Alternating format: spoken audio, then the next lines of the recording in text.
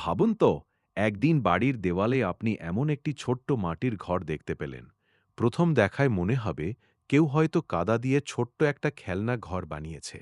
কিন্তু আসল রহস্য হল, এই ঘর কোনো মানুষ বানায়নি, বানিয়েছে একটি ছোট্ট পোকা।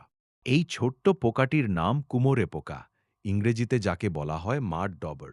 দেখতে ছোট হলেও নিজের সন্তানকে বড় করার জন্য এর পরিকল্পনা সত্যিই অবাক করার মতো। গল্পের শুরু হয় কাদা দিয়ে। স্ত্রী কুমোরে পোকা বারবার ভেজা মাটি সংগ্রহ করে নিয়ে আসে। তারপর সেই কাদা দিয়ে দেওয়ালের গায়ে একের পর এক ছোট ছোট কক্ষ তৈরি করতে থাকে। ভাবুন, একজন রাজমিস্ত্রি যেমন ইট দিয়ে ঘর বানায়, এই পোকাটিও ঠিক তেমনভাবে ঘর বানায়, শুধু তার ইট হলো কাদা। কিন্তু প্রশ্ন হলো, এত পরিশ্রম করে সে এই ছোট ছোট ঘর বানায় কেন? কারণ এই ঘর শুধু থাকার জন্য নয়, এর ভেতরে তৈরি হচ্ছে তার ভবিষ্যৎ সন্তানের জন্য খাবারের ব্যবস্থা। ঘর তৈরি করার পর স্ত্রী কুমোরে পোকা বেরিয়ে যায় শিকারের সন্ধানে। তার লক্ষ্য মাকড়সা। একটি মাকড়সা খুঁজে পাওয়ার পর সেটিকে হুলের মাধ্যমে অচল করে দেয়, যাতে মাকড়সাটি পালাতে না পারে। এরপর শুরু হয় আরও অবাক করার মতো কাজ। কুমোরে পোকাটি সেই অচল মাকড়সাটিকে টেনে নিয়ে আসে নিজের তৈরি মাটির ঘরের কাছে। এবার পোকাটি মাটির ঘরের ভেতরে একটি ডিম পেড়ে দেয়।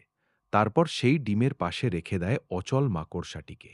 ভাবুন তো, বাচ্চা জন্মানোর আগেই তার জন্য খাবার প্রস্তুত। সব শেষে কুমোরে পোকাটি কাদা দিয়ে সেই ঘরের মুখ বন্ধ করে দেয়। বাইরে থেকে দেখলে মনে হবে দেওয়ালে লেগে থাকা একটি সাধারণ মাটির দলা, কিন্তু সেই মাটির দেয়ালের ভেতরে লুকিয়ে আছে একটি সম্পূর্ণ জীবনের গল্প।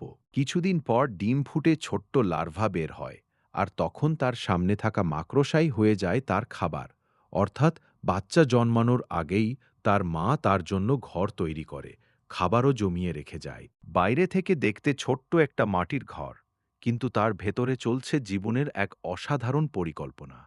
প্রকৃতির এই ছোট্ট কুমোরে পোকা আমাদের আবারও দেখিয়ে দেয়, আকালে ছোট হলেই বুদ্ধিতে ছোট হতে হয় না।